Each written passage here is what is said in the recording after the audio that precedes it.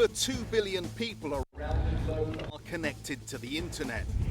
As governments get to terms with this digital age, people are already coming together via the World Wide Web and are breaking down traditional barriers of government. The movement is called crowdsourcing. And from the Arab Spring to Icelanders using the internet to help write its new constitution, the crowd is proving to be a powerful tool for change. What we're seeing is that more and more people get on the internet as educational levels rise. Corporations and governments are being forced to open up. We've dealt with lobbying in the past, now we've got a new form of it. Crowdsourcing is a serious solution to serious problems. In these very tough economic times, it enables government to deliver better services for less money and more democratically. Put simply, our countries are stronger when we engage citizens beyond the halls of government. This, I believe, is how progress will be achieved in the 21st century, meeting global challenges through global cooperation across all levels of society.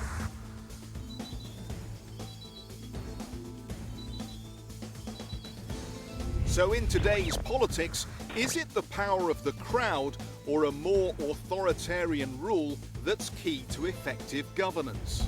Even if government is authoritarian, it will have to rule through the wisdom of the crowd. It can't just ignore it. In Russia, the once closed parliament is now opening its virtual doors and embracing citizens to voice their thoughts on proposals. The internet's going to be a very important driving force in Russia's development and growth, and it's one, as I say, that people should be keen to embrace, not resist. Crowdsourcing can have the ability to lower corruption, increase transparency and benefit public spending. But does involving the crowd impact the deliberation process that good policy making requires? Government will need to know when to be closed and to do things itself and when to be much more open. And managing that trick and learning how to mobilize communities is going to be really important. How wise is the crowd when it comes to certain types of tasks? And if it's not wise, then we're not going to get good answers. For groups of people to be smart, what you really need is you really need people to be thinking for themselves, and you really need groups to be diverse. Good government requires a bit of wisdom at the top and a proper expression of power on the street. But the balance has got to be struck in the right way. You've got a situation where it's very trendy to talk about wisdom of the crowd, but would you actually fly an aeroplane that was designed by the crowd?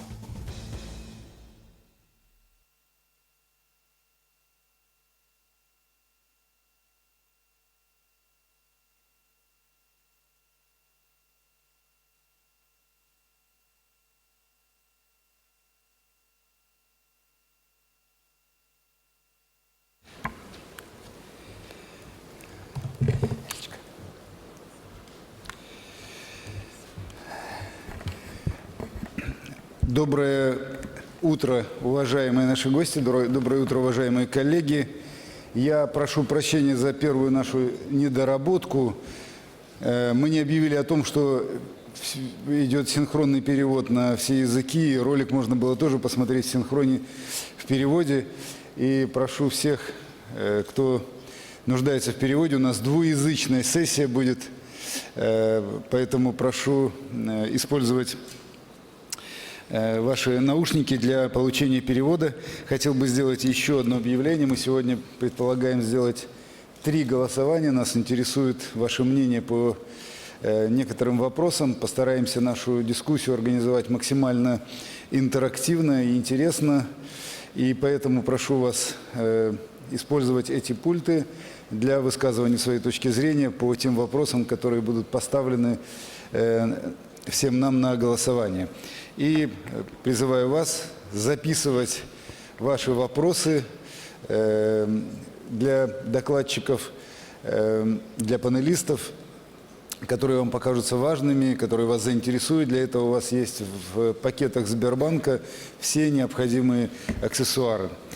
И позвольте мне начать нашу утреннюю сессию. Поблагодарить вас за то, что вы здесь с нами в раннее утро. Здесь собрались люди, я думаю, только философски настроенные. Channel number 2. The kind of people who are philosophically minded with a sufficient level of the abstract imagination and the practicality of your background, because only these kind of people can be interested in the kind of the agenda, in the kind of the issue that we have identified for our agenda. The ways to get out of the management deadlock, dead end. And I would like to introduce our panelists. We did our best to invite the kind of panelists who would fit not the principle of belonging to the government or to the powers, though we do have politicians amongst us. Thanks very much to Elvira Sahibzadovna for agreeing to participate in this discussion. We invited the individuals who are capable on a very professional and philosophical footing to discuss things happening today in the world. What are the things in common which make situations in Russia, the Arab East, and the European countries, and the United States together? Are there any common denominators, common roots in this, or there aren't any? And the individuals that we were able to invite to come are the experts in different areas and are the luminaries whose views I'm always very watchful of and whose thinking I'm valuing very much. The first participant who I'd like to introduce, Elvira Nabiulina, the presidential aide and the Minister for Economic Development during the past 4 years. Thank you very much, Elvira Sahibzadovna, for joining us. Beth Noveck, in the very recent past, the person who, in the US administration, in President Obama's administration, was in charge of the office which minded the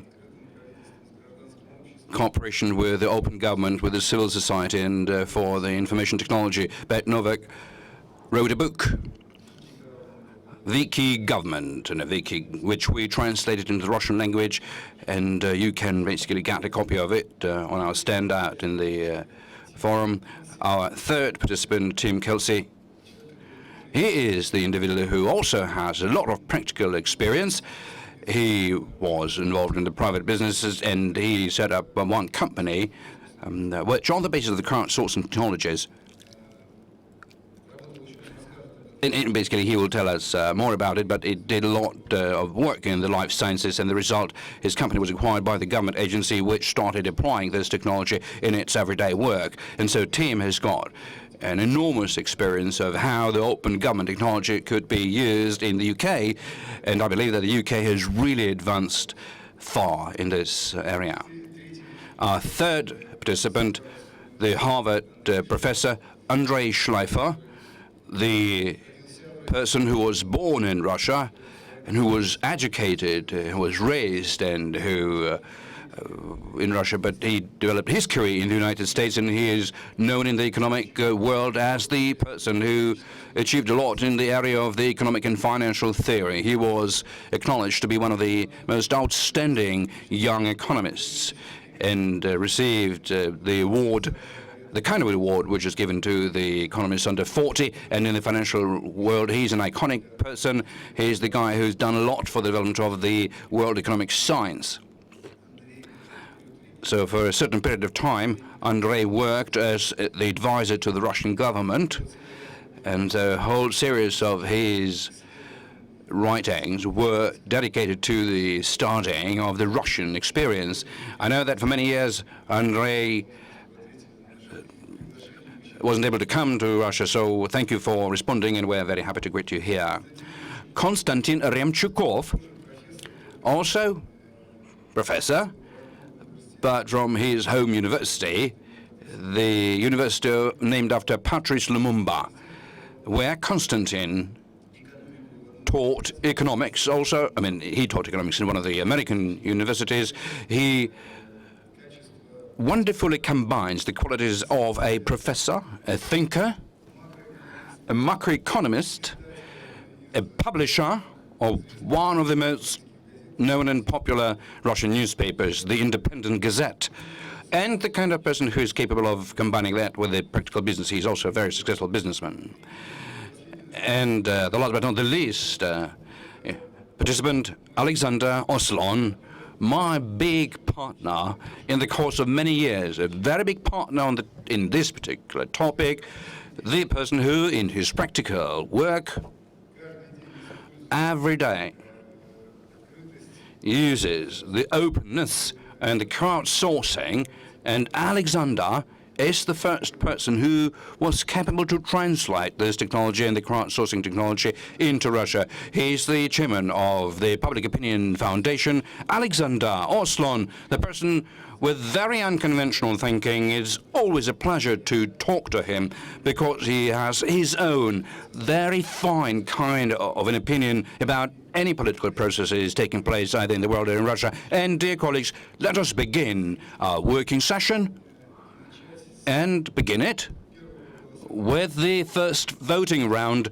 which will help us to come close to the first topic of our discussion.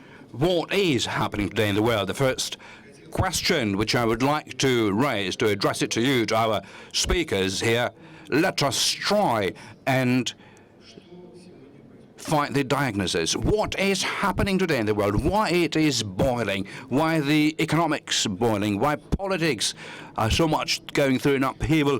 Why have we found ourselves in the era of general volatility? And so the first item that we put to voting, what are the main problems which prevent the global economy and the global politics to overcome the crisis?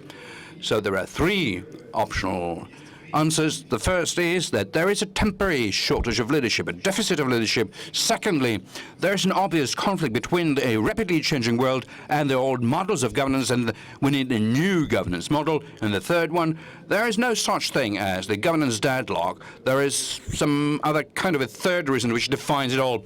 Let's put on the voting mode.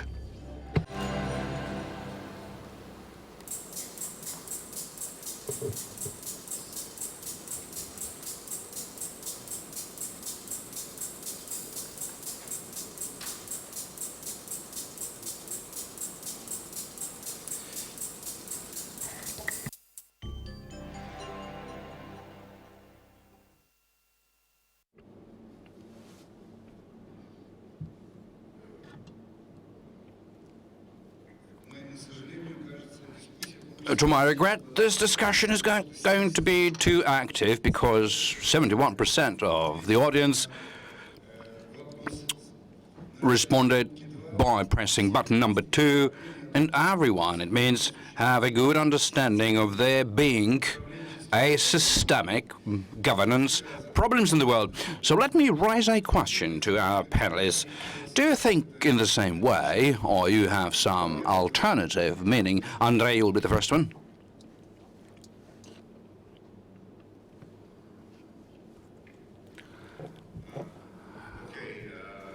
Thank you very much. It's a great honor for me to be in this wonderful discussion and this wonderful panel. Большое спасибо. Let me say, maybe I will start with an optimistic note. I think we all realize that the world today is in a crisis. There is a crisis in Europe. There is an economic crisis in the United States. But I think if we look at a somewhat longer perspective, I think it's impossible not to be optimistic. The world is actually getting a lot better. If you look at the world relative to 20 years ago, it's a much richer place. Many countries, particularly developing countries, but also countries of Eastern Europe, have really grown and improved tremendously relative to what happened 20 years ago. If you look at India, if you look at China, if you look at Russia, economic progress has been enormous. The number of people living in poverty is dropping very rapidly. The world is also becoming a much safer place.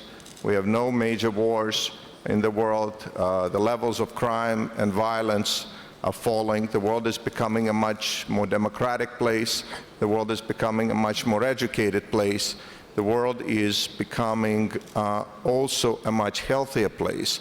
Life expectancy almost everywhere is rising. Child mortality is falling. So I think that's the critical background to what we're discussing today, that things are actually good. But at the same time, we see that even though a critical part of that improvement in the world has been the more inclusive government, more democratic government, more open government, the world is just moving too fast. And that's the topic of our conversation today. And for the world to continue moving, to continue improving as fast as it can, we probably do need to see the adjustment of the government toward the 21st century standards. And I hope we have an opportunity to discuss that today. Thank you very much, Andrei. And the second question is, And the second question that I would like to address to Konstantin Remchukov. Konstantin, I know recently has been really immersed in these questions. Do you have any different viewpoint in terms of what's going on in the world? What is underneath the process that we're seeing today? It seems to me that the fundamental feature of the changes that we're seeing undoubtedly is about getting connected to the political processes and about the demand for all kinds of proffered resources on the part of a greater and more increasingly number of people in the world. We're talking about internet. Everybody's saying that the internet is changing the world. Very abstract statement. But how can it change? It makes every individual a political activist because the requirements of the peoples are growing, and they do not comply with the rate of growth of economics. Individual requirements, there's got to be a recorder, an air conditioner, a car, or, you know, a piece of clothes. This is one thing. The second very important thing, I believe, is that all of the whole of contemporary governance system is based upon an alleged understanding of the government about what people really need. And this, what people really need, is put into these vertical silos supporting the government systems where people are gradually growing, achieving a certain career development, and there are very long vertical connections. And all of a sudden, the web makes it possible for people to establish horizontal links outside of any possible hierarchy. And they, in this decentralized world, learn how the world is made, how democracy is working, how their interests are taken care of, bypassing the intermediary institutions existing in the world. And so I believe that the contemporary crisis reflects the lack of adequate mechanisms by which one could monitor the needs of this active layer of people who are using internet and who are more active in life in terms of adequate expression. Thank you very much, Konstantin. So, the existence of horizontal linkages between people and a lack of an effective feedback from the members of society to the government, which not always creates an adequate agenda. I mean, it's difficult to disagree with such statements. Alexander, please, could you also try and answer this question and, amongst other things, touch upon the Russian specificity? What do you see in the foundation of the turbulence, political turbulence that we're observing today? I would also like to thank you for the opportunity to participate in this excellent debate. And as far as this particular question is concerned, it is truly a fundamental one. And it seems to me that our development, which stems from just one resolved problem to the next one, is just following the trajectory of increasing complexity, because the world is facing the kind of difficulties which it is not yet capable of overcoming, because the old ways and means of resolving problems are no longer adequate and sufficient. Generally speaking, humanity is going about resolving problems only when people are getting together and there is a team and a team spirit or a team wisdom.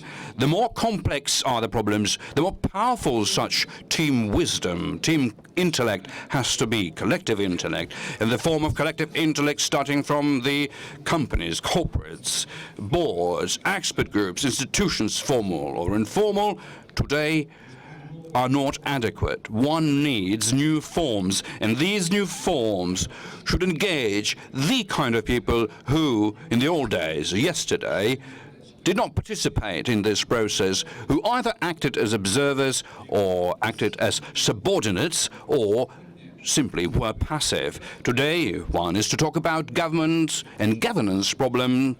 The problem is that the government has opened up and has utilized the kind of social energy which is somewhere there under the surface, and everybody knows, everybody sees these upheavals, while internet is the kind of the environment where this becomes possible. So I'm saying that the internet has come to be in order to be able to use this collective social energy, and that internet is the kind of place which would produce new forms of collective intelligence. And if this happens, then the new difficult problems will be resolved. And crowdsourcing is the first sparrow, so to say, the first manifestation of this collective intelligence that the humanity will have in the future. Thank you. Alexander is really basically formidable to think about the next sparrows if they come to life through such suffering. Let's then see what could be considered as the key reasons behind the turbulence that we're observing today.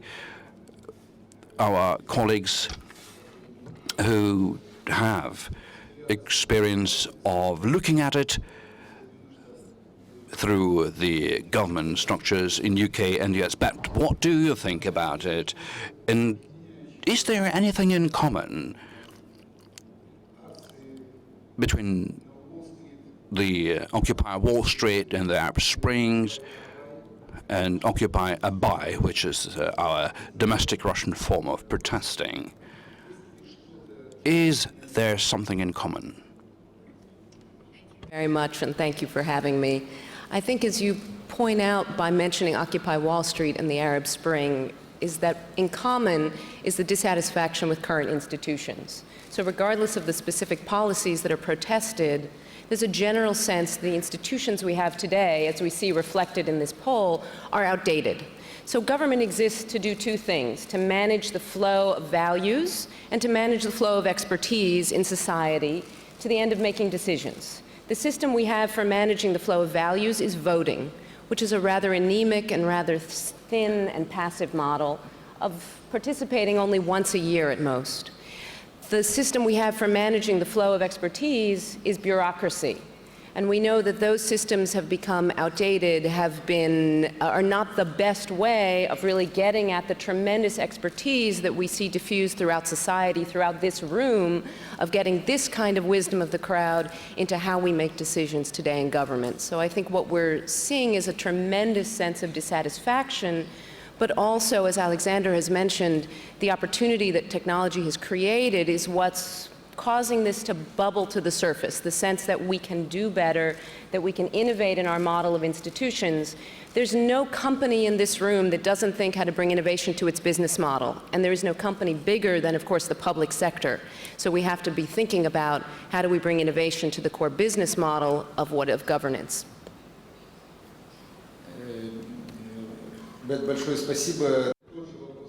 Beth, thanks very much. I would address the same question to Tim. I think from a slightly different perspective, from the perspective of the individual citizen, that we have a really genuine crisis of expectation. And just to give you one example, in the United Kingdom, online banking was launched 12 years ago. In the last decade, now more than a third of the British population only do online banking. And government is not addressing this problem of empowerment. So in our everyday lives, we are feeling very empowered, very in control, because we are given transparency of financial information and so on. Yet when it comes to our core business with government, we do not experience the same level of personalization.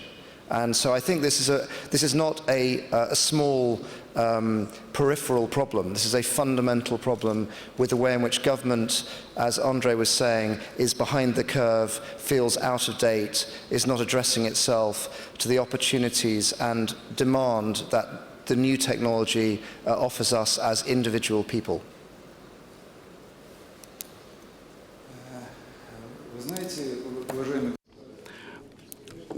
You know, dear ladies and gentlemen, I must tell you that you are mentioning dangerous things, menacing things. Why?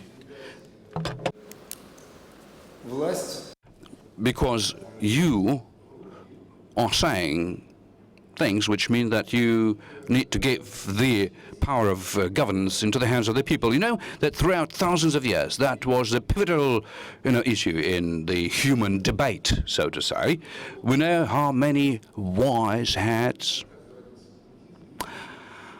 were drowned in this, and in its time, I think, Buddhism came to be as one of the fundamental world religions, that one of the representatives of the wealthiest families in India went into the street, and he was stunned by the poverty that he was seeing, so he was trying to find an answer to the question of how to make people wealthier, and he wouldn't find any, and so not being able to see the way of how to do it, he came up with the Buddhism, because people want to be happy, because people want to follow their dreams. But in terms of an ability to make all the wishes come true is not there, because the economic way of manufacturing and production that we learned from Marx hasn't yet come by then, so one had to do work, and it's not guaranteed that everybody would get a job and that everybody would be able to get the desired payroll, and not everybody would be able to feel satisfied. And at the same time, if everybody would be part of governance, what is it that we will be governing? The great minister of China, Confucius, he started as the great Democrat, but ended as an individual who came up with the theory of Confucianism, which created stratas in society.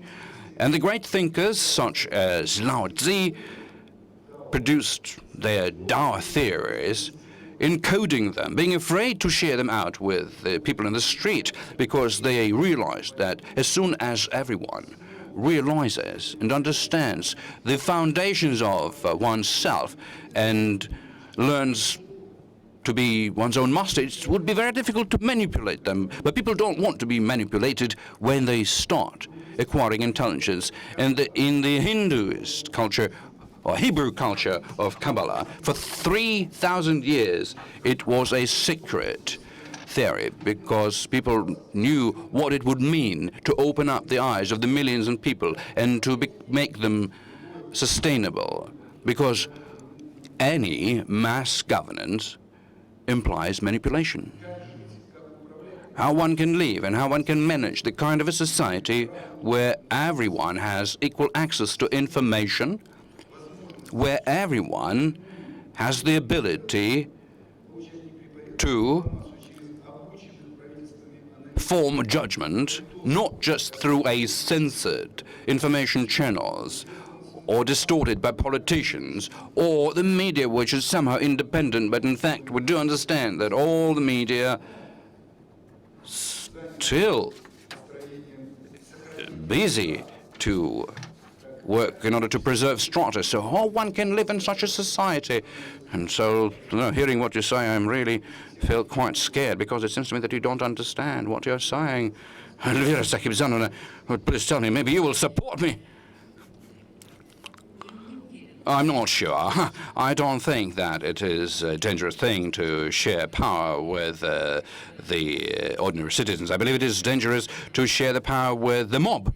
And when you raise this alternative in a very nice contrast, the wisdom of the crowd or authoritarian genius, I don't believe that crowd, in our understanding, like mob, can be intelligent, but the society can be wise. Structured society can be wise. Like Andrei said, that currently our society has become more educated, which is thinking in a rational way and ready to take on the responsibility. The society is not ready to support the redundant governance model when it delegates to the chosen ones a considerable power to resolve its, problems and votes, once in a year, I believe that this is exactly the crisis of the global governance model. In the foundation of this governance model, I believe one can find technologies, not a technology which makes it possible between the government and people to get together in the internet technologies, but the fact that technologies overall are changing so speedily. I mean, the habits, the priorities and preferences. People are used to changing their way of life continuously, and that creates totally different expectations. Now, come to think of it, half of the actively employed people in Russia are the people below the age of 40. These are the ones who have, grown during the open time of Russia. So they cannot be just satisfied with the fact that it is better today than it was in the Soviet Union. They are not eager to compare with the way things were 20 years ago. They have the possibility to compare their way of life with what is happening in the world, with the best practices. And they've got a totally different level of expectations, and they want this life to be changing for the better. And now, whether the old governance systems, with the old ways of making decisions, discussing decisions, to respond to these challenges? Apparently not. And therefore, one has to change this governance model. And I'm confident that it can change, because the very same technologies, they may produce absolutely new techniques in order to develop a dialogue between the governors and the society, the government and the society. I'm not sure that the society is matured enough to completely give up on being governed and be totally self-regulated, but the kind of an equilibrium which we used to have between the direct expression of one's thinking on the part of the people and the part of the society and the structured groups and the kind of the accountability that the government had to have, it is distorted. It needs serious changes. Thank you very much. It seems to me you've made a clear-cut conclusion to our first part of deliberations this morning. Everybody was talking about the fact that this is the advent of the 21st century, us living in new realities. What are those new realities? The economists have defined it as terms which are far from being normal. That's the overall volatility. Everybody is fluid, changing day by day. Me, for one, leaving my office in the evening in my bank, I have dreams about our happy past, Soviet past. I lived those days. Also, dreams about the 19th century, when the business plan given to the Planck for analysis would include in the cost, for instance, a cost for flour, which was stable for the past 50 years, but could quietly forecast the projects 50 years ahead.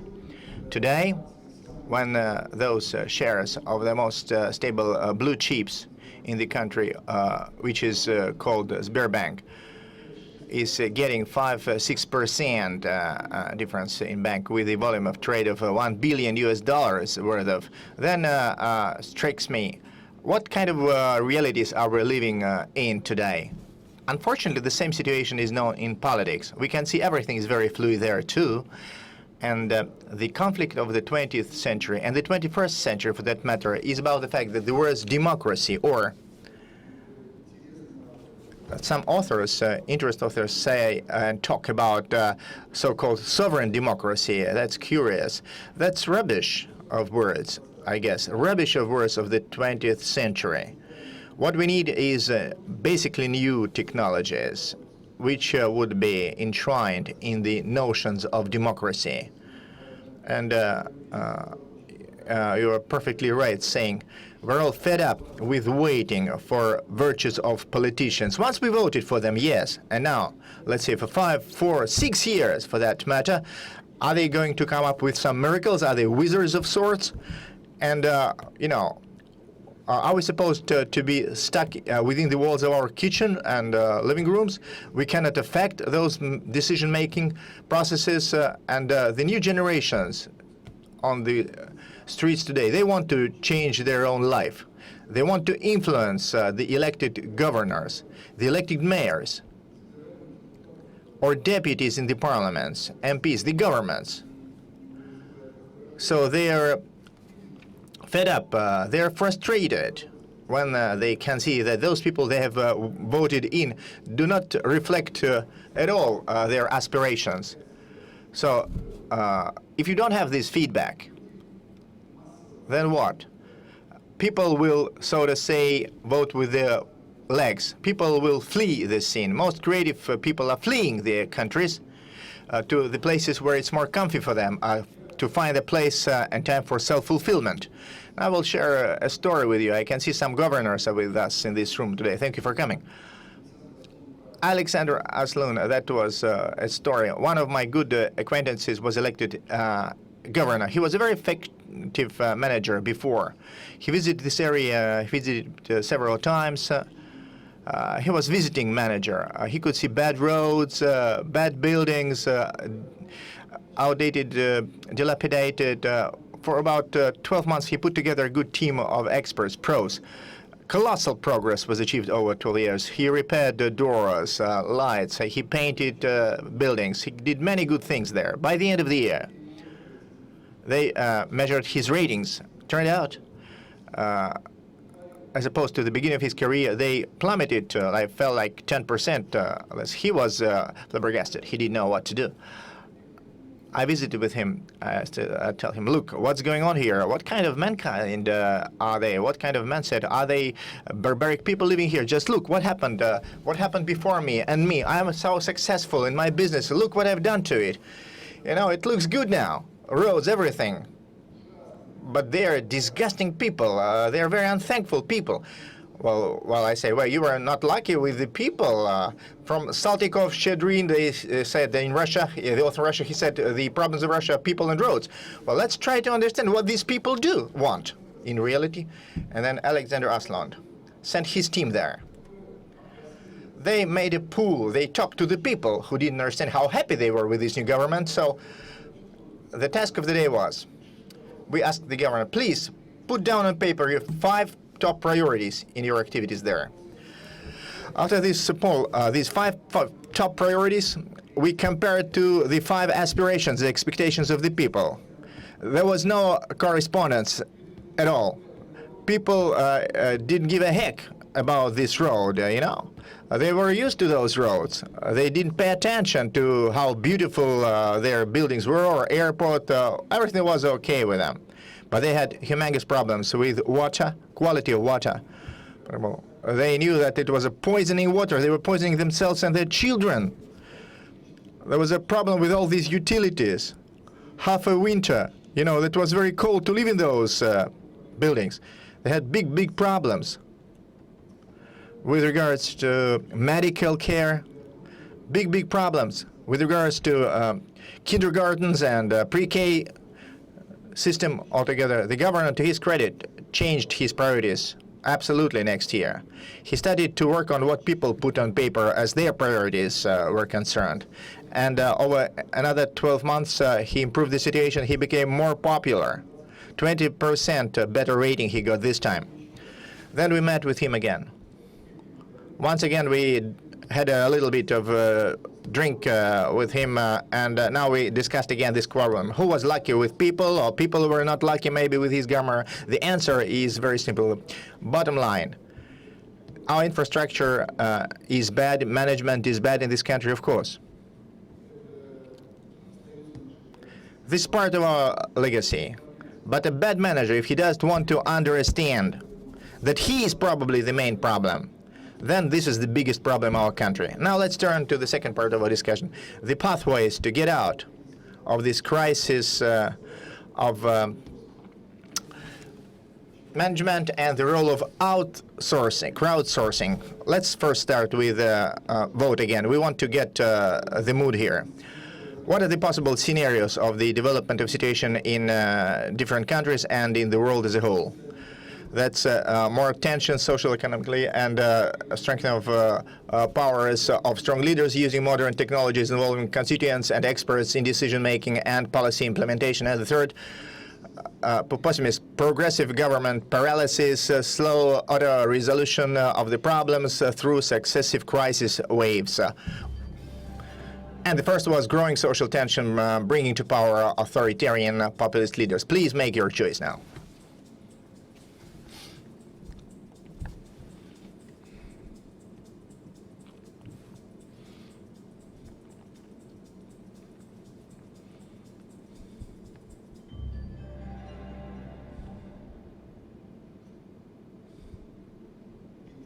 So,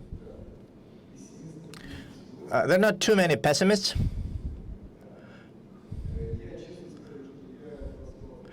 To be honest with you, I voted number 3. I don't believe human race is wise enough. I believe you need shocks to make people wiser.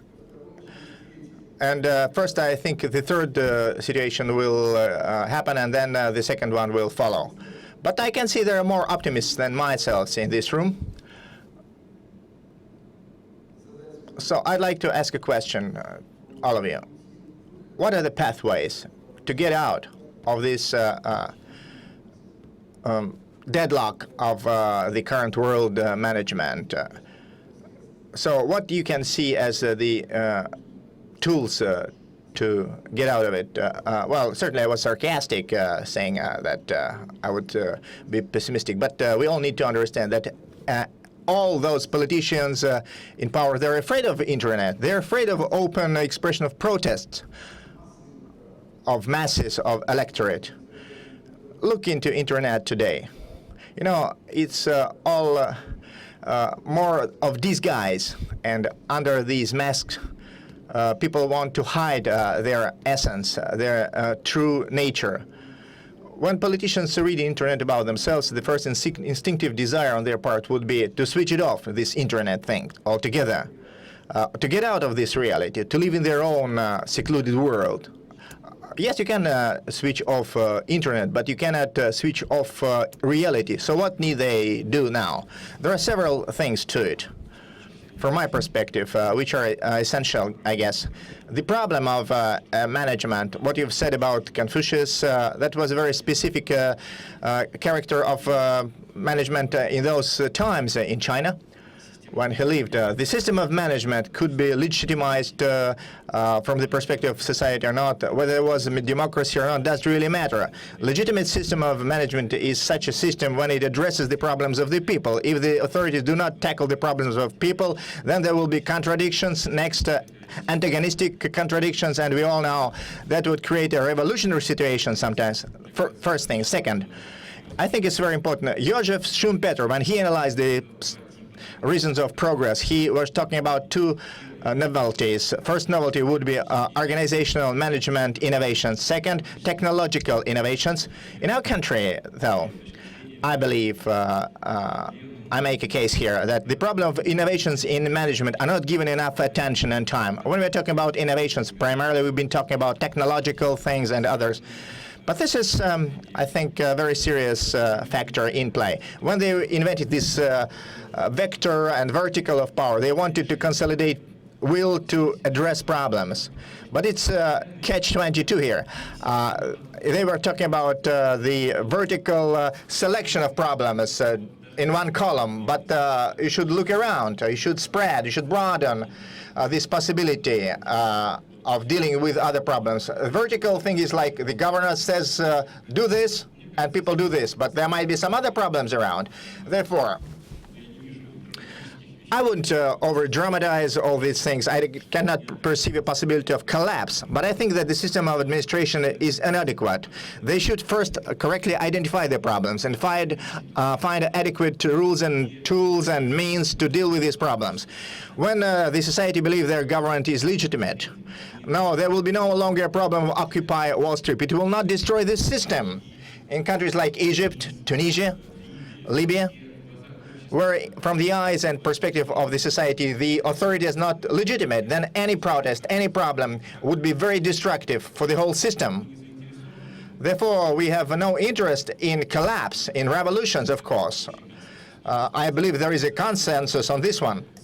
So we need to take a different way of selecting the problems. Tell me, please, one thing. You're an economist. You know these things. In economy,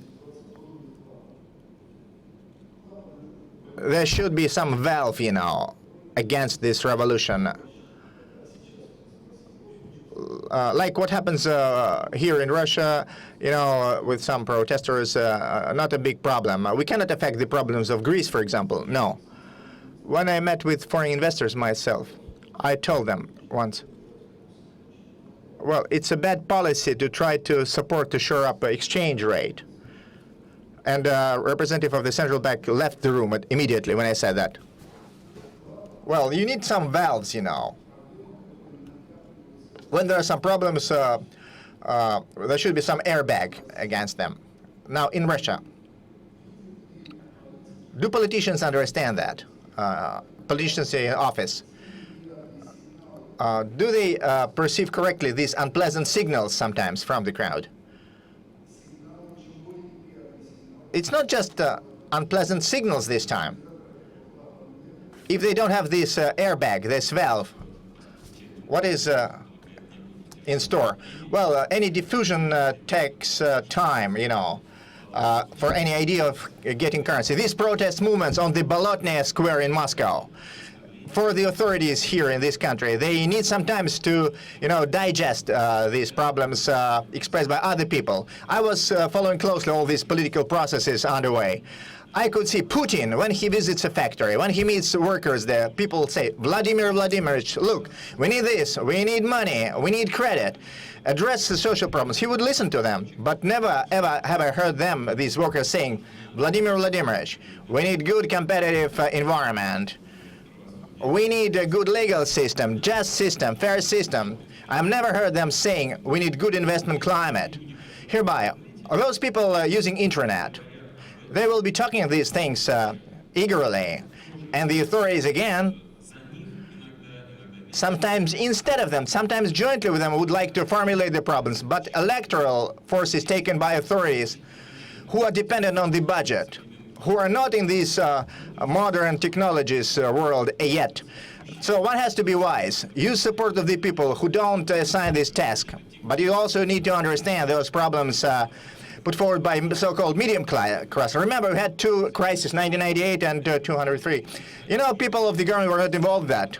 These middle class we've been talking about so much in this country, these are people who are very much self-dependent. If 1987, 1988, remember, the only thing they're saying, I don't need your aid, allow me to do my job easily, give me good conditions and terms to do my business. If you don't have partners on the side of the fence, you know, what's the main feature of that organization? They don't have organization, they don't have leaders in Bolotnaya Square. This crowd, these people, so-called, they don't have leaders nowadays. We've heard many times Putin say, whom should I negotiate to? He doesn't see any counterpart. The wise authority, therefore, should having reflected on the problem of concern to those people, should themselves put forward a program for the country. And then I think the legitimacy in this pyramid would be upgraded from the perspective of the population. Okay. We all agree on the problem. Once you said this discussion today is for very learned intellectuals. Well, therefore, my request is, if you want to respond right away, all those people in the crowd, allow us, so to say, could also respond. Okay, who is volunteering to respond? Okay, I'd like to further on this point, which Konstantin has touched upon, with other terms and wordings, perhaps, on my part. I'm absolutely positive the world becomes more complicated, more diversified, more fragmented, and more polarized. The system of administration, therefore, they're outdated, obsolete. They're much simpler, therefore. And that's the where the shoes pinch, you know. That's the crust of the problem. The system of aspirations, expectations are being confronted with the realities, infrastructure of the world which does not correspond to the standards of the day. People are not satisfied any longer. The tension is there. The authorities, the government, the Institute of Administration, all these things, they're following old models, which is very simple, this model. They say, okay, we can address your problems. But this is an illusion of sorts. Further down the road, there will be even less possibility for traditional institutes to address the problems, like a father would tackle the problem of his sons sometimes. Now, if you appeal to these authorities, and maybe if you appeal to the crowd, there'll be a lot of noise, and that's scary. Crowd, толпа in Russia. It's толпа in Russian. It's something more than crowd. It's something very violent, very simplistic, very primitive. Crowdsourcing is not good for толпа, Russian толпа. It's not exactly the crowd, I mind you. It's now, these are two basics of new technologies. You have to filter this noise. This is the bad technology of, extracting some gold, from the sand, from dirty waters. Second, you have to select right people. Anyhow, you need people who are competent, who are pros, real pros. But because this world is so diversified, these competencies are very narrowed. Therefore, to tackle a specific problem, you have specific pros. You don't have universal experts. Jacks of all trades no longer are there. They cannot tackle all the problems. The times of Leonardo da Vinci are far behind us. Those who think they can address any problem at the table, I think that's not a superiority complex, self-fulfillment illusion. That's the biggest problem. The life itself makes us get out of this illusion. Those who think they can do it, they're totally wrong. Don't touch the problem if you don't understand it. First, get a correct understanding of the importance of the problem, then try and find right people, mobilize them who can tackle this problem. This is the main road of the future development of the world, I guess. Thank you very much, Alexander. Now it's a whole wealth of wisdom, new definitions and terms he has put forward. Now, let's turn left now to our Western partners here. Andrei, tell us, please, do you think that these two colleagues here on the right side, I think they've mentioned very important things here in the first place. First, this is a key essence, a key feature of the problems which you've been observing today in the current world, and this pathway proposed to a new administrative model, which was referred to by Alexander and very correctly mentioned by Konstantin. Or do we think that these administrative novelties is something else? We need to deal with innovations in technologies, invent new materials, but still to live in a havoc world socially, administratively. To be administered by absolutely unqualified, unprofessional people who believe they think they know what we want. Now, what do you think about it? What the Harvard intellectuals think about it? I don't know what the Harvard intellectuals think about it. I can tell you what I think about it. That, as we learned from the previous discussion, as people get educated, they want to participate. If they are not allowed to participate, they will riot, or they will get other people to riot. So the world is going to change toward more participation. That's not an option. The question is what form it will take. I think the second point I want to make is that I completely agree with the colleagues, which is that there are surely benefits of improved participation, but it's not all going to be wonderful. Think about Greece today. We all understand what the problems of Greece are. There's been a decade of extravagant spending. There's been a decade of extravagant consumption. Everybody had a government job. Nobody came to work. Everybody got many months of vacation. The Greeks all believe they work harder than anybody in Europe. So now there is a crisis.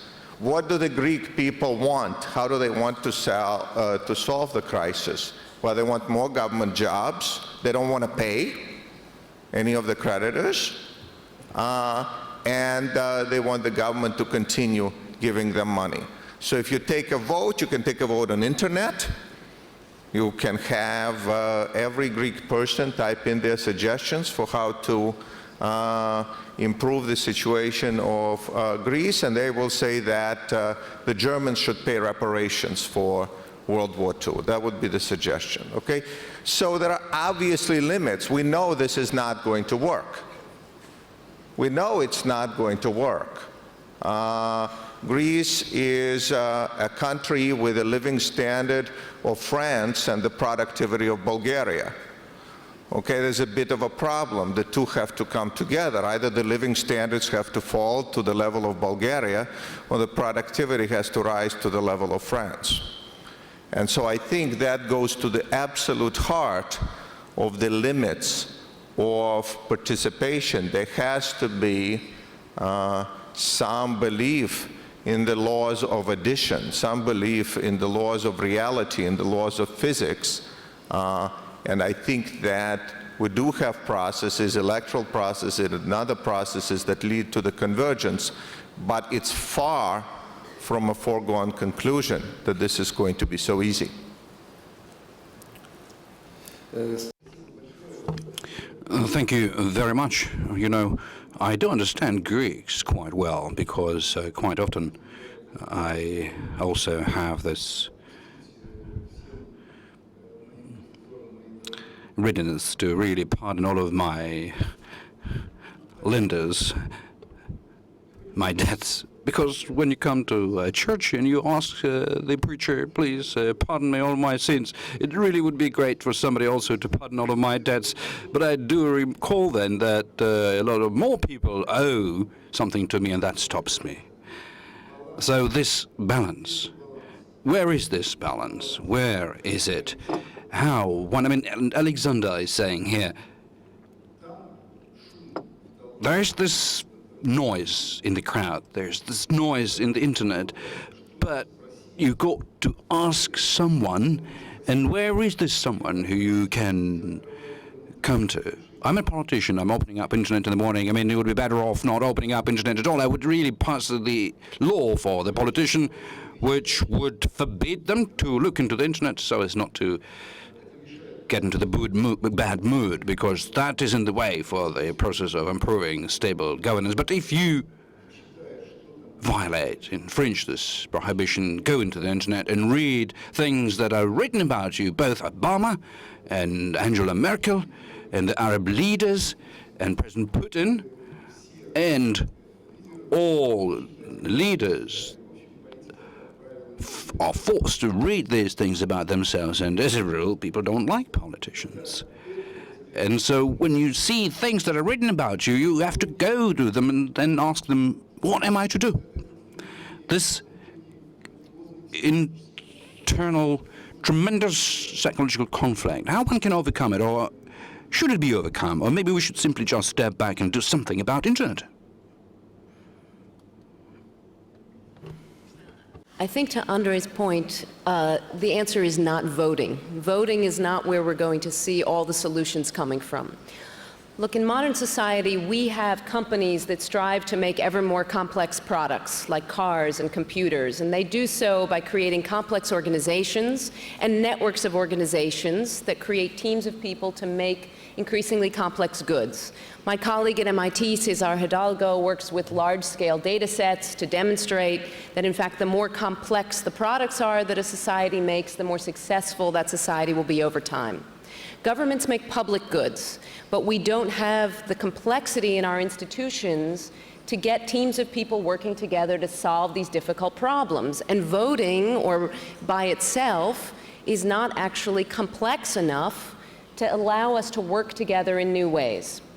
So let me give you an example, and if I may, I'm going to steal from my colleague to the left.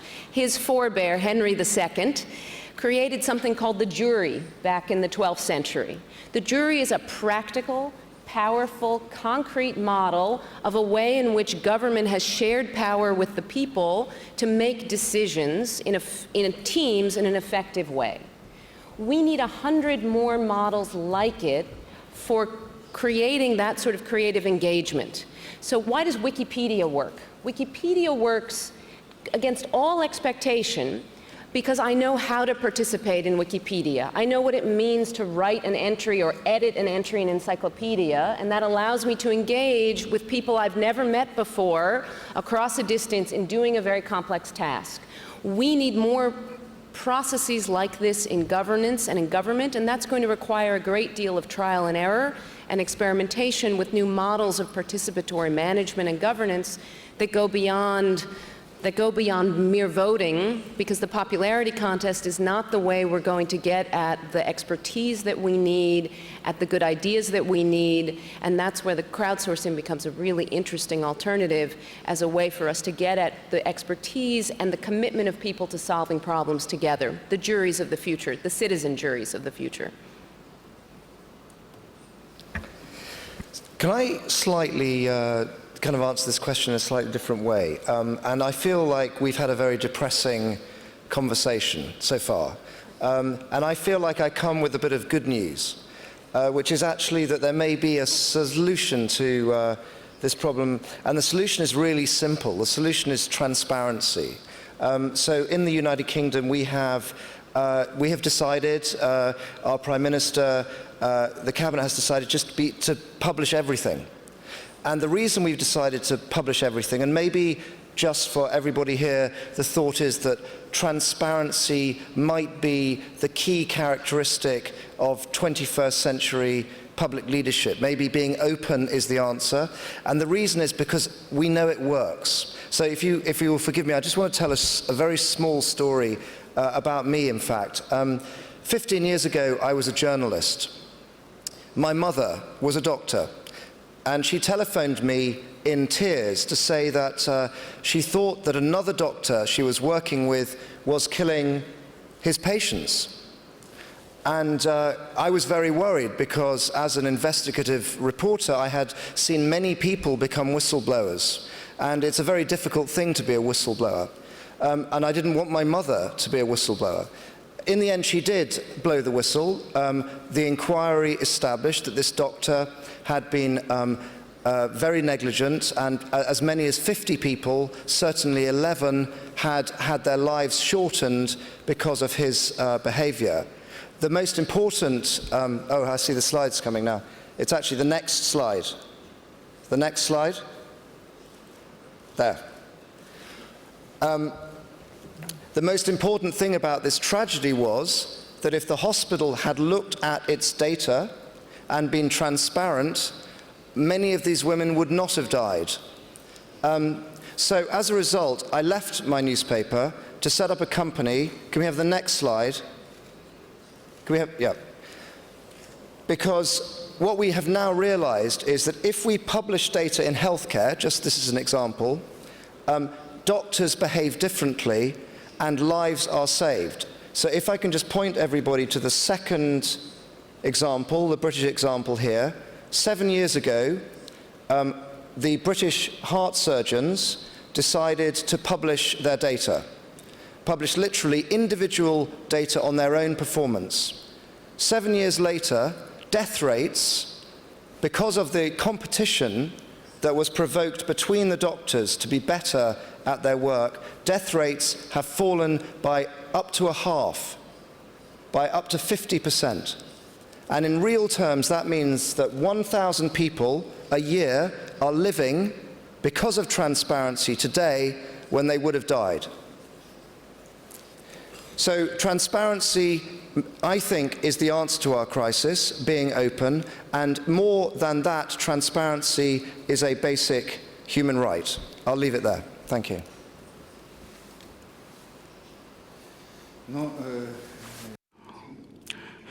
Team, I want to tell you that this is a kind of openness in UK, in a different country. You know, we are a sovereign democracy here. And we're a nuclear superpower. We've got a lot of secrets. So we are afraid that with such an openness, all of our secrets would emigrate. And that is why we will follow our own path. We will look for an alternative, for the third path. Elvira Sahib Zanula. Would you support me at least on this point? Well, I don't know what I should start with, or how to continue. Well, you know, I'm always saying that Russia has always been looking for this third alternative because it hasn't ever heard nothing about the first two. Well, I will then pick up from where Tim finished. I do believe that transparency, this absolutely new level of transparency, is the key thing for the new governance model if we talk about the new governance model. And given the example that you are familiar with in Russia with respect to the transparency in government procurement, we started it several years ago. In your tenure, when you were the Minister of Economic Development, we launched this website for government procurement. It may not be the kind of an advanced website you could find in other countries, very fragmented information just within one part, but just recall the extent to which it raised the engagement of society, the level of activity of bidders. The most infamous cases of government contract started being contested, and that started changing the mindset because people wanted to know what the tax-based money is being spent upon. I know that you prevented the acquisition of gilded furniture to be installed into the country house of one of the well-respected ministers. Well, that was not my, basically, initiative. That came from the transparency and openness, because we do have to move towards that. And the Minister of Finance currently has a very good idea to create an electronic budget in a very comprehensible way so that people can understand what is the national budget all about. But these are just the kind of elements that we need to work on, but we should achieve greater transparency in everywhere, because that is something which will create the atmosphere of trust when the crowd understands what the government does. And trust, we didn't mention that word, is the key indicator of the effectiveness of the government system. Otherwise, the crowd has this feeling that the government is oblivious of the crowd's problems. And we all understand that it is not because the government doesn't want to resolve the problem of the citizens, but on the one hand, there is a very primitive understanding of what people require. And Alexander was quite right, that the current life has become very complicated and the government doesn't have enough time to basically catch up on the proper understanding of it. And so that is why we see that very often in a political debate there are very basic things that the government believes should be done in economics. This is employment and wages. If we give good employment and good wages, it somehow is enough. Well, undoubtedly, these are the kind of fundamental things that the people go back to, and that becomes the basic things during the crisis. We can see that in Greece and other countries. But during the period of a relative well-being, that is definitely not enough to just have your wage and, you know, the traditional employment. The expectations change, and that is why the government, every time, every day, every point in time, has to understand the way the structure of expectations are changing, how it is being allocated between different groups, and we actually overlooked another element that is related to the new governance model. I mean, apart from the word trust, social networks. This is also a certain kind of a focus through which we could work and the new technologies make it possible. And at the same time, when you spoke about the masquerade, the anonymous technologies, I believe, could be important when we want to gauge the level of temperature in the society. But that doesn't allow us to involve the society, not only in terms of trying to understand where is it dissatisfied and about what is it dissatisfied, but also to engage the society into understanding what should be resolved, but also how this should be resolved. I will give you yet another example. You know about it as well. Administrative barriers. We are busy reducing administrative barriers and have been, for quite some time. Back in the 2000s, we had this program already in place, and somehow smart people were writing smart laws, and quite profusely. There is a political support. This is the kind of an issue which continuously being referred to by the president and by the government, but at the same time we see the extent to which this problem is not being worked on sufficiently. I basically don't know whether the current, experience that we were able to achieve is good enough. I mean, I'll give you two examples. The appraisal of the regulatory effectiveness and the new business initiative. We have slightly changed, slightly altered the way the society is participating in deciding what the government should do. We have involved it into the whole process, and we also have engaged the citizens into defining problems, into debating the ways these problems should be resolved, and most importantly, we are now monitoring execution. This whole chain must have, as part of the process, those who are to be affected by it later on, all of the stakeholders, because it is not enough just to say, what's your grievance, and then say, we're smarter than you, and we'll tell you, the way you should get out of it. Because there are technologies which make it possible to resolve these problems. Yes, a very important statement. Thank you very much. We are now going over to the third part of our discussion, so it's not to look like. Sorry, yeah. Are we going to talk about the rules of a successful crowdsourcing? All right, I'll give you the microphone and you will comment further. But nevertheless, we've got an agenda and timing.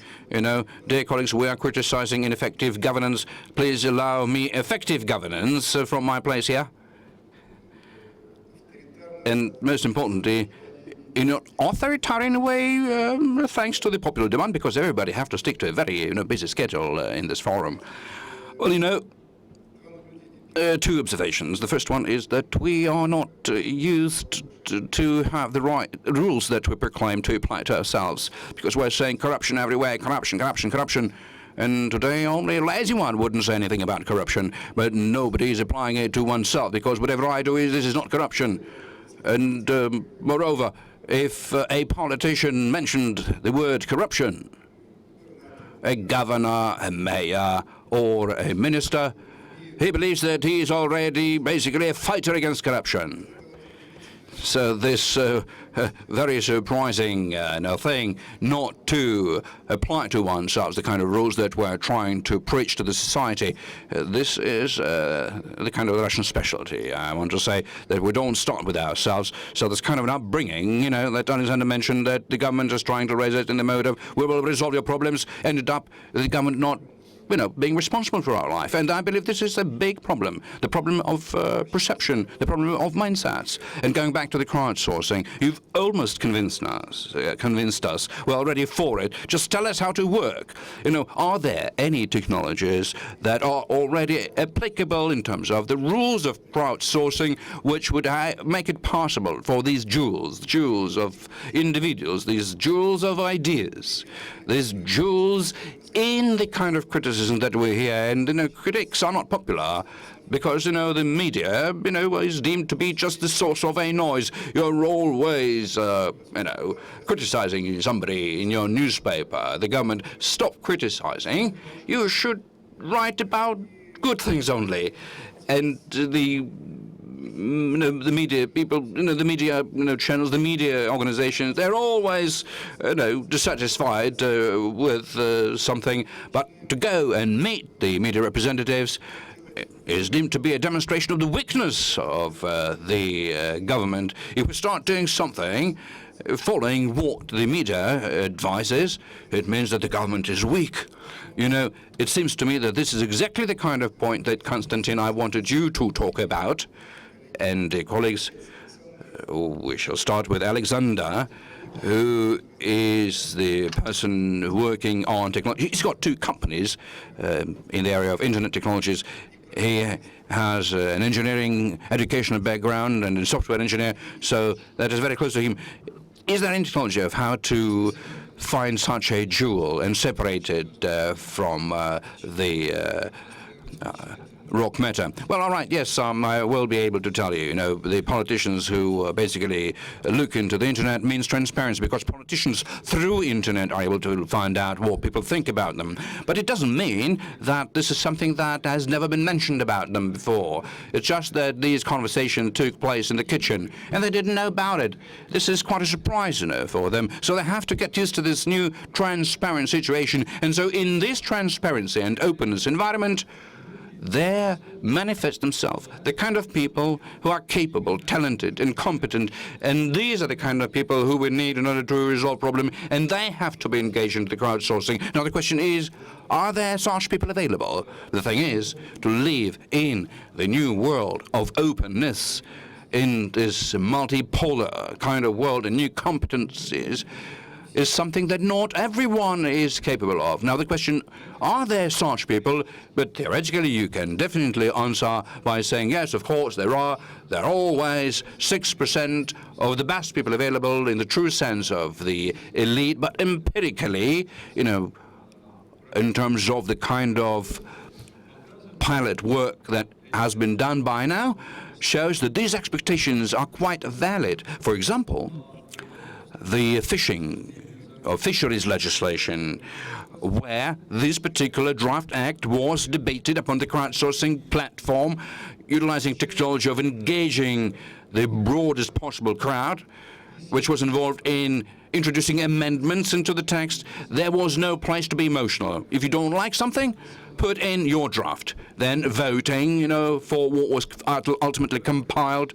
Then individuals, you know, basically, I mean, the amendments which gathered the maximum vote received ranking. Well, I do mean to say that those who are emailing ideas, they are also assessing other people's ideas. Yes, and that is simultaneously makes it possible to filter the ideas, to filter specific amendments into the text of the law, and secondly, to select the ones who are most productive. And as a result, there ensues a cutoff from what is not being considered significant and acknowledgement of those who you would like to work with. More than 5,000 people were involved. About 30 real amendments made it all the way into the text. One of them was a radical giving up on leasing out the fishery acreage with the subsequent payment to the leaseholders by the fishermen. You know, people forced the original authors of the law to give up on this. And that is the example which shows that against proper technologies, it is all possible. But I will come back to the beginning. It is all possible only as long as there is a culture available that has embraced these new principles. And whereas what Tim was telling us about the UK example, once the cabinet decided that everything would be published, the session decided everything would be published, there is a good effect. We are facing quite a few complexities because we are living simultaneously both in the 21st century, in the 20th century, and even in the 19th century. Information culture is one of the prerequisites in order for us to enjoy what we're talking about today. Alexander, I'm sorry for a provocative question because this is basically my role. I recently visited the Silicon Valley and I met with a very interesting, there is a whole multitude, you know, of startups which, you know, use crowdsourcing. You know, a young guy, you know, a stereotypical, you know, internet representative who came to the meeting in order to get to know with the representatives of one of the biggest banks in the world. He never basically saw one like that, and basically to have something to eat because he was very hungry. So I was telling him how shall I put it in Russian, how many followers you have on the internet. And who are you managing? He said, 50 million people. I exhaled. And what can you do? He said, any sort of unskilled labor, any information, just to really jam any, basically, broadcasting. I asked him, can you cover my visit to the Silicon Valley? He said, all right, yes, I can, just pay me money. And in 2 days' time, it's going to be the most talked over event in the Silicon Valley after the death of Michael Jackson. So we came to the Silicon Valley, and this kind of guy who was, you know, swooshing in these American Italian noodles in Palo Alto. Is this also crowdsourcing? Crowdsourcing is a technology. Any sort of a technology, as is known, has two sides to it, positive and negative. Nuclear technology, as we know, produces energy and produces bombs. So one shouldn't get scared by the fact that if there's an evil will, you know, internet technologies can produce negative effect. It's all about will rather than technology. All you mean to say is one is not to use them, then in the end of the day, that is the kind of effect that they would produce. One should use crowdsourcing in order to develop goodwill. All right, thank you very much. Konstantin? Well, I am a Twitter user, and several times last year, and I'm making a lot of photographs, 15,000, you know, that is really something that makes my iPhone slow down, and I don't have an installed uploading, you know, program, so I do the tweeting, and so what can I do? In 30 seconds, I get 10 qualified responses in terms of which software I should use, which cable I should connect, etc. The photo application is not working in iPhone. I'm sending a question, I'm immediately getting an answer, and you know, I got one reference which gave me almost 50 different solutions. So what's substantial in this practical, you know, example? I'm open to my problem. I acknowledge that and I admit that I have a problem, and I address myself to the correct source. One of the problems of governance, in my view, is that the people who are governing, they are afraid to publicly admit that they have a problem. I never heard that, let's say, Gazprom or Rosneft or Transneft, or just name any sort of a corporate team, would say, oh, we have a problem, gas or oil is being stolen from us, or something is happening that we don't know how to deal with, help us to go about it. One thing is transparency, when you're able to publish statistics. It's another thing, the kind of a transparency or openness where you admit mistakes. Why do you go into internet? Is it voguish that everybody should go there? No, I believe if I am in charge of the country, or I'm in charge of any structure. If your advisors are giving me adequate advice, I'm not going to, because if I'm using an adequate human advice, I'm able to resolve the problem, and I'm able to support my legitimacy. You see, remember, my definition of legitimacy is the capability of the government to resolve current problems, but I'm going there when my advisors are not able to help me. So crowdsourcing, in my case, is not just a fashion, but the need when I don't have any real kind of an advice from the people who I otherwise would be able to rely upon. And so the governance, when analyzing problems with the governance, the first type is the most banal. You know, stupid government people, you should either basically train them and it's not interesting. Now, the second time seems to me very intriguing. How excellent teams with excellent management perish. Back in 1996, I went to the Ericsson company, and they showed me their R&D lab in the rocks, in the mountains, where the air is purer than in the space. Millions were invested into development.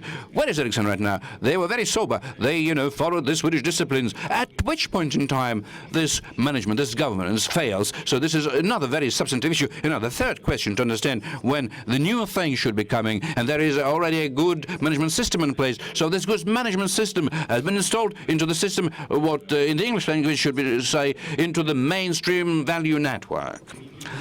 This dominating system of creating value inside a certain business, and they don't see any innovations, and they decelerate because they believe this is all in technologies, whereas I believe this is the question of the markets. They don't see a new market, they don't see a new consumer for a new product. So I believe that one should understand that crowdsourcing requires openness, requires proper audience, and requires a slightly broader outlook. And basically, you need to train the kind of people who are able to filter such ideas. It's going to be cheaper than to go out into the market and start looking for the solution through a contract. Well, thank you very much. This is a very good example. We didn't ask who basically came up with all of that. And basically the Twitter, or something that you're playing around, was conceived by Xerox, who had people who were excellent in conceiving new things and who were disconnected from the leadership. And when a very small American guy came, Steve Jobs, and simply took it away from them. And since then, we've got Windows, and we have Mac, we have Apple computers. Great companies bring about other great companies. The managers in these great companies, for example, don't clean their ears. Beth, over to you. Could you please tell us what you think? To what extent crowdsourcing can be used, and most importantly, the rules of successful crowdsourcing in, public area?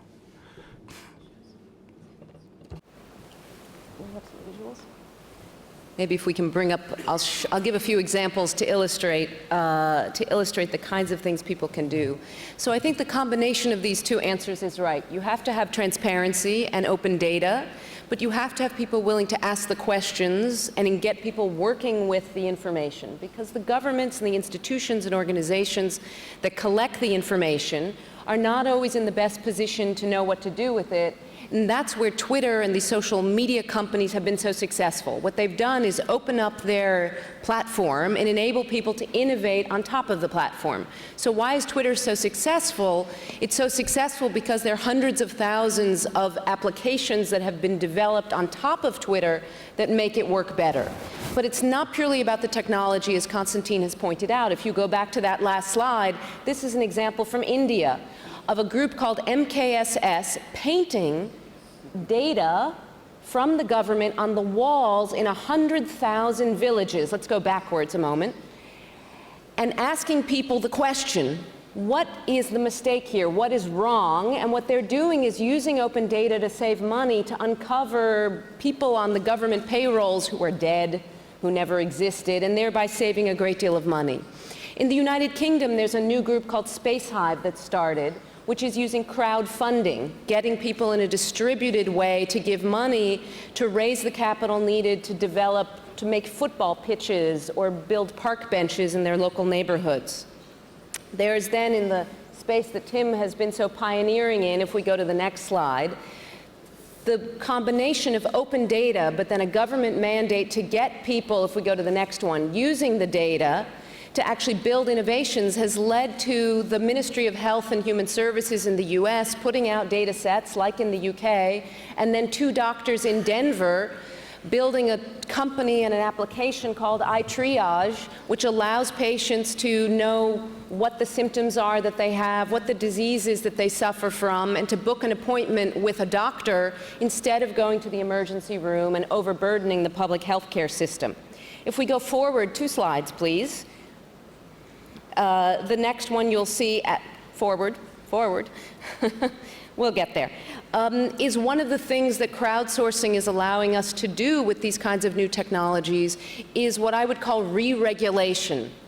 In other words, getting rid of and reducing red tape, but allowing us still to protect consumers. So in the UK, you ran a project called the Red Tape Challenge, which is now being copied by the state of Texas, which is saying, let's look at the way that we regulate professions now. 515 different professions that are regulated, from well drilling to floral arranging. You can't make a flower arrangement without a license in Texas. And what they're doing is asking the crowd, not simply how do we get rid of these outdated rules that are burdening business, but how do we create new, more innovative rules using technology that will achieve the purpose while still enabling innovation and entrepreneurship. Let me just do one more example, if you'll go forward a slide. So Tim has already pointed out to us the tremendous economic, or has talked a little bit about the economic opportunities that open data creates. There's a community in California called San Ramon, which has this slogan, there is a hero in all of us. What they have done is, using a combination of open data and technology, distributed to tens of thousands of people across the region an application which tells you if somebody nearby is having a heart attack. This allows anybody who has the phone and is trained in CPR, and cardiopulmonary resuscitation, to rush to the side of somebody who's having a heart attack. When a person suffering a heart attack receives bystander assistance, they are twice as likely to survive than somebody who doesn't. So the individual, the crowd, is able to get there and provide the service faster than the traditional government services can, and thereby realizing not only the opportunity to save lives, to deliver a service that can be done by the crowd better than by government, but for all of us to participate in a way that speaks to whatever our skills and abilities are. So I think what's really engaging about the technologies now and the opportunities for crowdsourcing is this ability, in fact, to speak to our specific skills and challenges, whether it's to give CPR to somebody, whether it's to look at data on a wall and recognize money that needs to be saved, whether it's the ability to make an iPhone application and create a new business. All of these are new modes of crowdsourcing and of crowdfunding that are allowing us to save money in government, to deliver services, to improve the delivery of services, and to solve problems in new ways together, that are helping us to make our institutions, or could help us to make our institutions, smarter and more effective. Beth, большое спасибо вам. Beth, thanks very much. Tim, very an application kind of an answer in terms of the way crowdsourcing could be used. I wear two hats in this room. One is I run policy around open government in the United Kingdom, but also the United Kingdom is co-chair now of a new body which was launched by President Obama and President Rousseff of Brazil last September, called the Open Government Partnership. And this brings together 55 countries who are now sharing these fantastic examples of public platforms that can deliver real transformation in public services and drive economic growth. And I was just going to say, I don't know if we have time to show the film or not, Chairman. No. So I was just going to say that this thing called transparency, this thing called public participation or crowdsourcing is really hard. It's really difficult for governments to do. It's been very difficult in the United Kingdom because people don't easily understand why publishing information, moving power from government to citizen is actually a good thing. It makes our society sustainable. It's a really hard argument to win. The Open Government Partnership is a network which supports reformers around the globe to try and make those arguments. And the great news for people in this room is that Russia has just applied to become a participant in the Open Government Partnership. I met with Minister Abizov yesterday, and he is planning an Open Government Summit in Moscow in the autumn. And I think the challenges here are really big, but Russia could really be one of the leaders in helping everybody figure out how we can make sense of the technology and the information to deliver a truly sustainable social contract which will last to the end of this century. Thank you. Спасибо большое. И, коллеги, мы бы... Thank you very much, colleagues. I just said we're not applying rules to ourselves very often. Now we have questions from the room. I have distributed here between the panelists. We don't have much time. Within 7 minutes, we're supposed to wrap it up. So please, in your answers, just try to touch upon these questions posed too. That would not be right with regards to the audience not to respond to those questions. Andrei, you go first.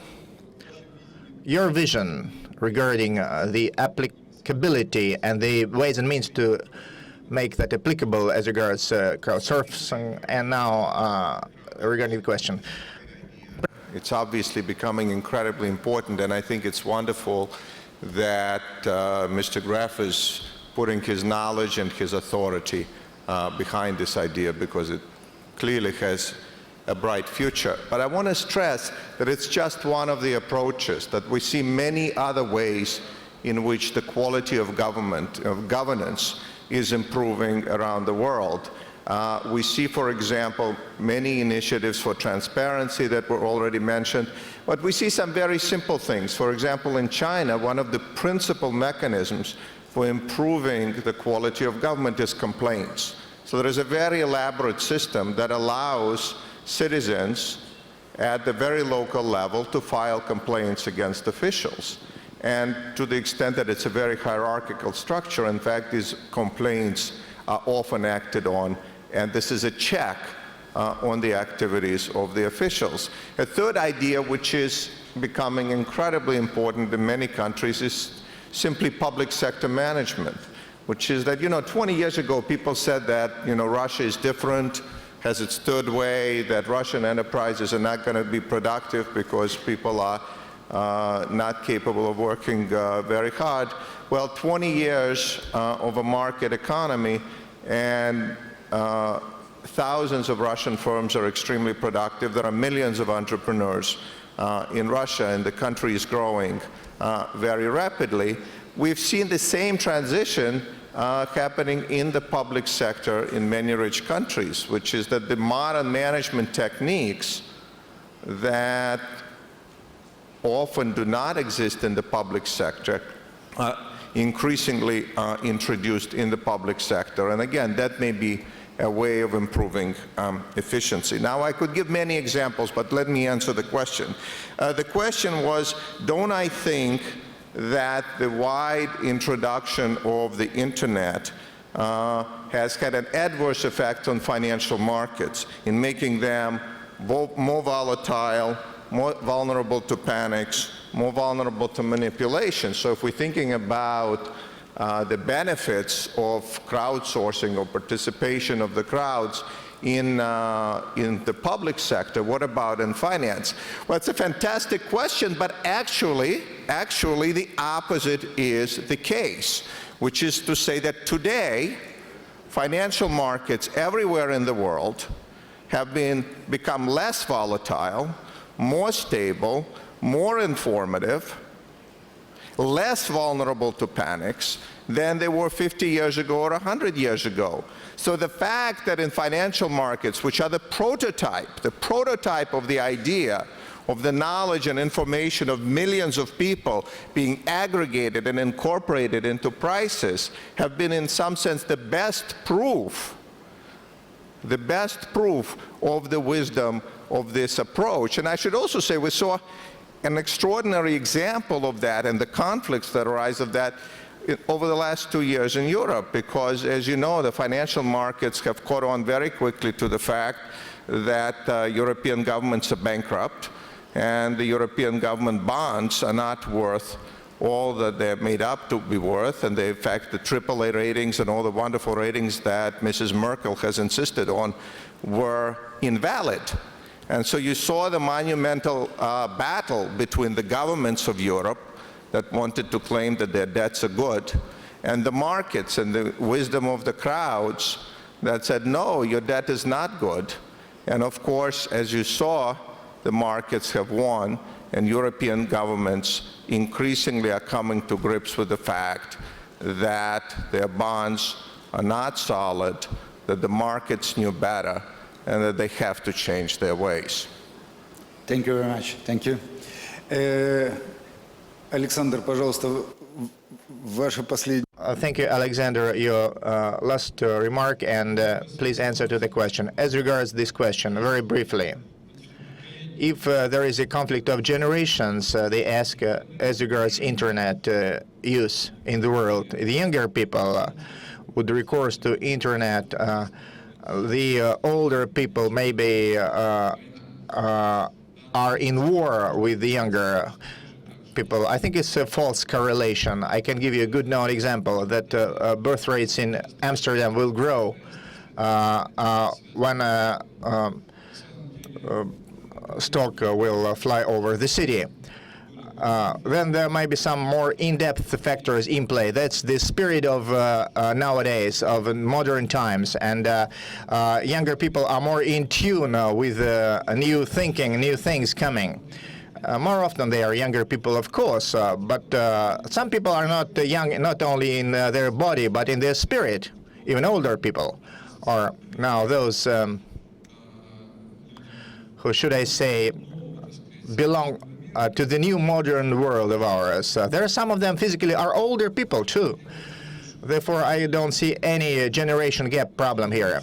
I can see it as an evolution of spirit of human being in the first place. Now, the second question, what do you regard as your most important achievement and failure in your career as regards those questions under discussion today? My biggest achievement, here I'm part of the process. I am not isolated.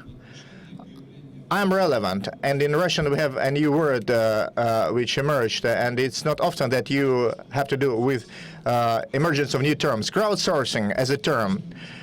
It was invented as a term here in Russia, now gaining currency, a man-made thing. Herman, my colleague, also was immediately involved. My biggest failure, this word crowdsourcing, again, is understood as a wide crowd.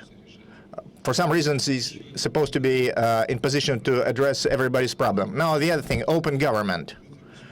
That's the open state. That's a participation of people, engagement. But it's not any government where instead of 30 people, we will have 300 people in the cabinet. Achievement, we have this term now in place. The biggest failure, so far, the meaning of it has been distorted. Now, my last remarks in conclusion.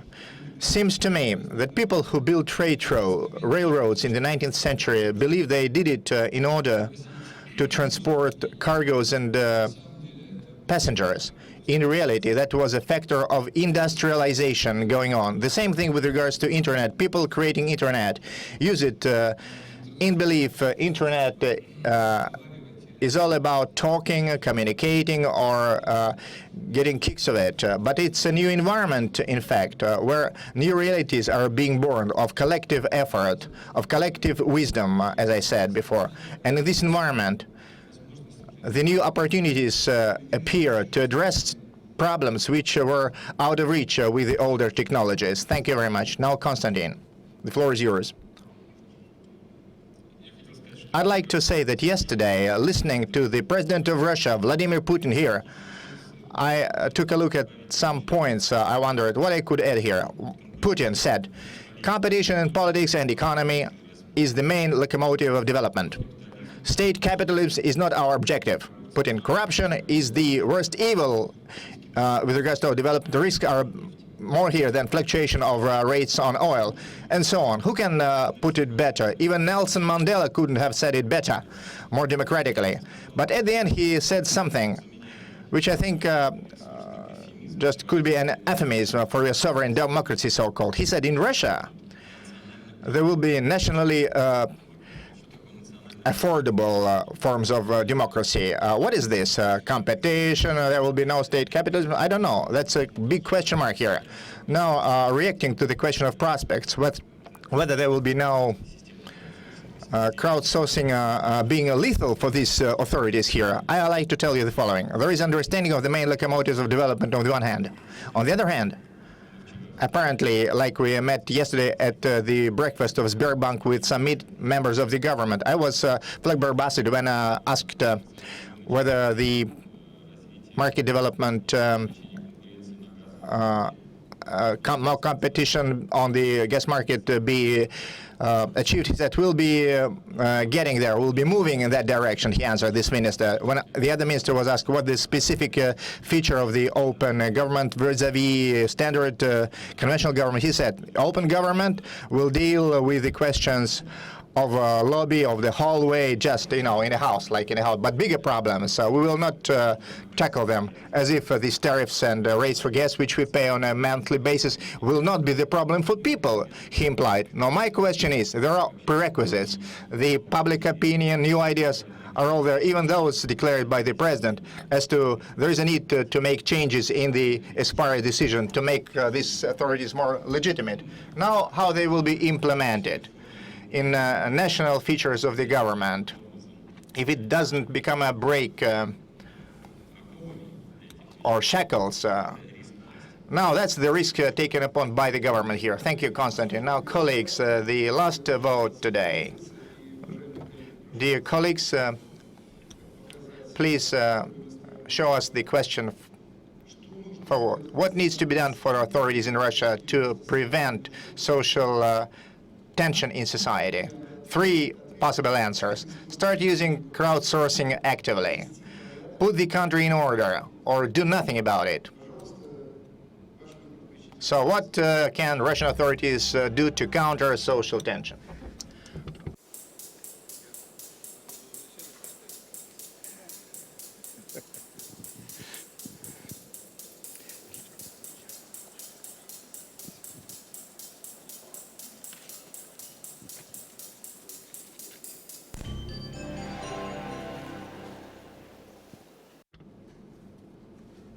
Okay, this is it. This is how it goes. Now, what should I say? Such a vote tells us not everybody is happy with the order in this country. Interesting enough. I'd like to ask people what they mean by order, which needs to be put in this country. Okay, we don't have time for that. Indeed, your comments were very interesting. And now, please, your remarks finally. Well, I would tend to believe the audience has been very harmonious in their vote.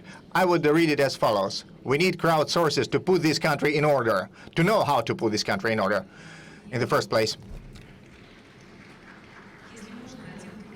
One remark, if I may, though. We all have a tendency to be following new concepts, new words, to fall for them, like terms, this crowdsourcing, open government. Alexander said that's a great thing. But it's all important for us to put the baby out of a cradle with water.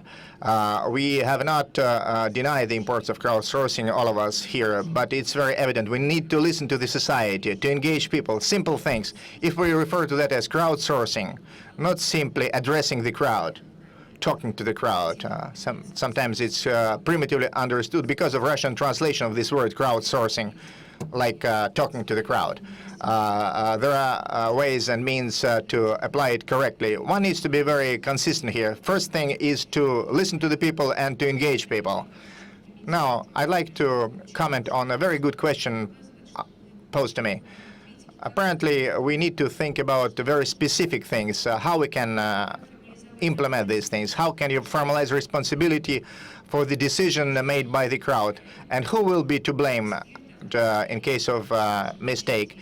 And the operator, inspectors of this idea, how to do that? It's the right thing that people pose such questions. I believe nobody should abrogate the responsibility for the decision maker. Decision maker will be responsible, accountable, and those technologies we've been talking about. You need to listen to the society, engage society, but it's not about putting the responsibility elsewhere.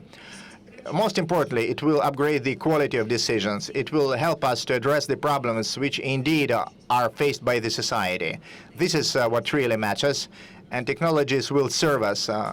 This is a tool in our hands. All about a good tool, too. Thank you very much.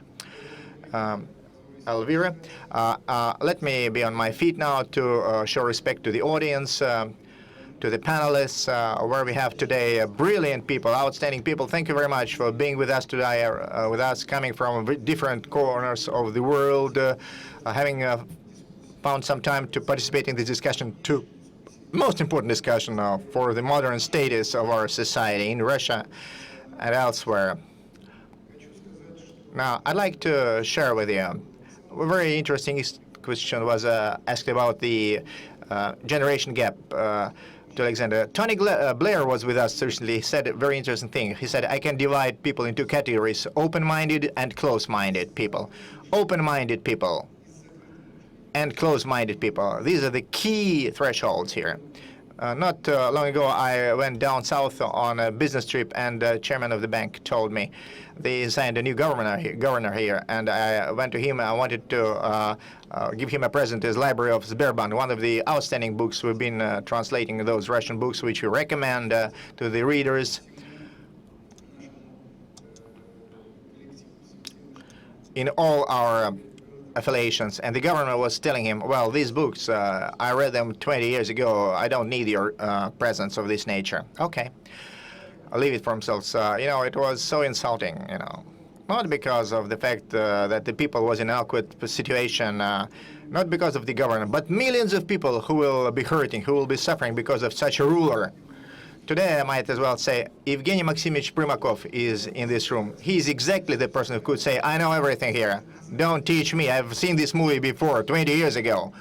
But Evgeny Primakov is sitting here during all this morning session. He's been attentively listening to all these opinions. This is the man who is one of the most respected gentlemen in this country, a real scholar.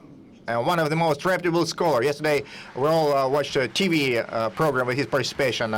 We all need to applaud him.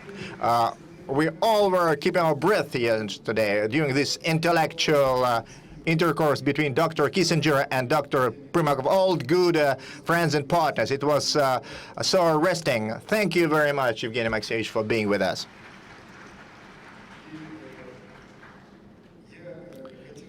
At this point, I'd like to say the following. Crowdsourcing is not a theory. Nowadays, thanks to our partners, thanks Alexander, thank you, many of our partners, this is our practice today. We're making money on it.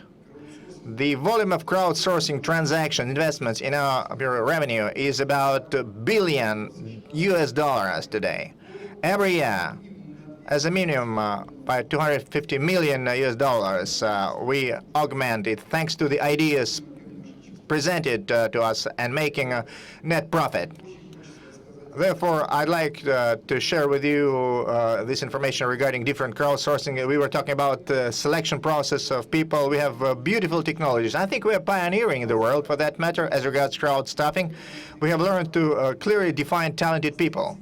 35,000 managers in bank have been filtered this assessment program. Now they belong to the high potential category. We have set up technology of open self-assessment where any individual coming to the bank could decide, I have a talent here, I can do that on these managerial positions. He carries out this self-assessment. This assessment center, if he's in a green zone, highly potential as he's referred to for the managers, he will be quickly be promoting. It's what needs to be done. The society should be listened to. The authorities should be understood, clearly understood and clearly predicted. That will make life easier for the authorities to change themselves with the help of the society. Give them the powers to the government, to the municipalities, to the governors. Help them from your side. I'd like to thank all of you for your active involvement in this discussion today. Thank you very much, distinguished participants, panelists. And I would think this is only the beginning of our discussion in this direction. Crowdsourcing is multifaceted. There are many points to reflect on together with the millions of our competitors. Thank you very much once again.